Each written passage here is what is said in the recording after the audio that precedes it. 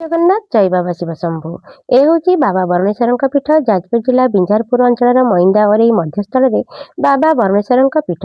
ଜାନୁଆରୀ 14 ମକର ସଂକ୍ରାନ୍ତି ବା ମାଘ ସଂକ୍ରାନ୍ତି ଦିନ ବାବାଙ୍କ ପାଖରେ ବୁଡ଼ ପକାଇ ବଢ଼ା ଭୋଗ ଦେଲେ ବାବା ସବୁ ରୋଗ ଦୁଃଖ ଜ୍ୱର ବ୍ୟାଧିରୁ ଉଦ୍ଧାର କରିଥାନ୍ତି।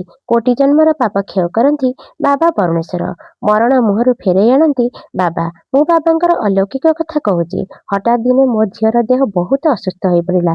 ଏମିତିକି ଆଇସିୟୁରେ ଭେଣ୍ଟିଲେଟର ଲାଗିଥାଏ। 10 ଦିନ ବିତିଗଲା ପରେ ତାର ହୋସ ବି ଆସିଲାନି। ଡକ୍ଟରମାନେ ଯେତେ ଚେଷ୍ଟା କଲେ ବି କିଛି ଲାଭ ହେଲାନି। କହିଲେ ଆମେ କିଛି କରିପାରୁନି, ଯାହା ଈଶ୍ୱରଙ୍କ ଇଚ୍ଛା। ମାଆର ମନ ନା, ହୃଦୟଟା ଛାତି ଫାଟି ପଡ଼ିଥାଏ। ଛାତିରେ କୋହଟା ଭରି ଯାଉଥାଏ। ମାଟି ଯେମିତି ପାଦ ତଳୁ ଖସିଗଲା। ସଙ୍ଗେ ସଙ୍ଗେ ବାବାଙ୍କ ନାଁରେ ପାଣି ବୁଲାଇ ଦେଇ କାନ୍ଦି କାନ୍ଦି ବାବାଙ୍କ ପାଖରେ ବଢ଼ା ଭୋଗଟିଏ ମାନସିକ କରିଦେଲି।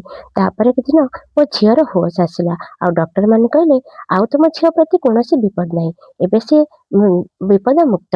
ଯାହା ହଉ, ମୁଁ ସଙ୍ଗେ ସଙ୍ଗେ ବାବାଙ୍କୁ କୋଟି ପ୍ରଣାମ ଜଣେଇଦେଲି।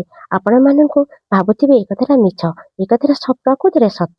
ବଞ୍ଚାଇ ଦେଇଥିଲେ ବାବା ବରୁଣେଶ୍ୱର ସେଦିନ ମୋ ଝିଅକୁ। ଆପଣମାନେ ଆସନ୍ତୁ ସେ ବାବାଙ୍କ ପାଖକୁ, ଆଉ କୃପା କରୁଣା ଲାଭ କରନ୍ତୁ। ବାବାଙ୍କ ପାଦ ତଳେ ପଡ଼ନ୍ତୁ, ବଢ଼ା ଭୋଗ କରନ୍ତୁ, ବାବାଙ୍କର ଦର୍ଶନ କରନ୍ତୁ।